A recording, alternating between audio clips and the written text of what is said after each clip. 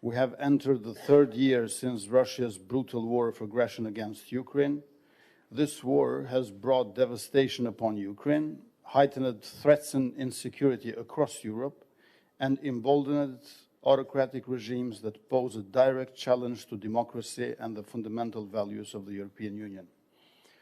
This week, IRI's survey unveiled encouraging progress in democracy and human rights in my country, Republic of Kosovo, coupled with a steadfast trust in pro-European and Western orientation among our citizens.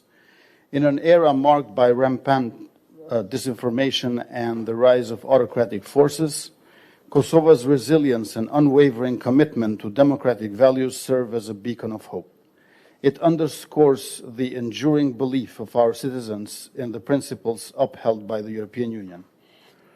As we gather here to discuss our path towards EU membership, Kosovo's progress must be acknowledged. What is imperative is a race to the top, an approach that links EU funding to adherence to the EU values.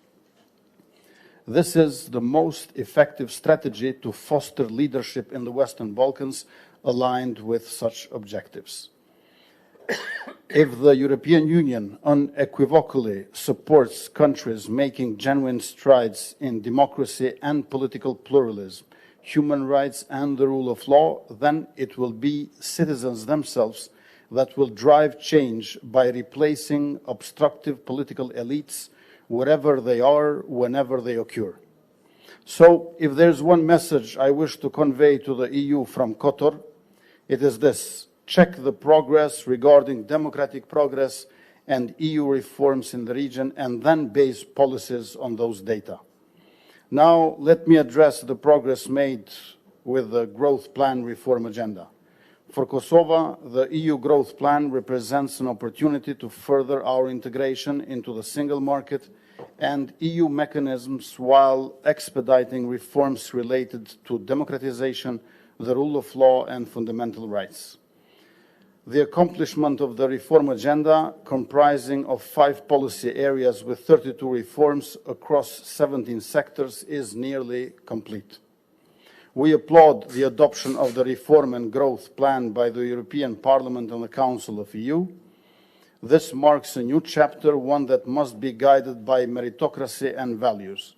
We also welcome the work on the new Common Regional Market Action Plan for 2025-2028 and the ambition to adopt it in this year's Berlin Process Summit. This must be an ambitious plan which integrates our region and connects it with the EU internal market. Furthermore, we support the RCC's suggestion to incorporate an additional block on economic security into the new action plan for the common regional market. Given that the common regional market works based on EU rules and standards, aligning it with the EU's economic security policy is both logical and advantageous, enhancing our region's appeal to European Union companies. Good neighborly relations in our region with mutual de facto and de jure recognitions are necessary for peace, security, and integration. Fast green lanes make sense without little green men.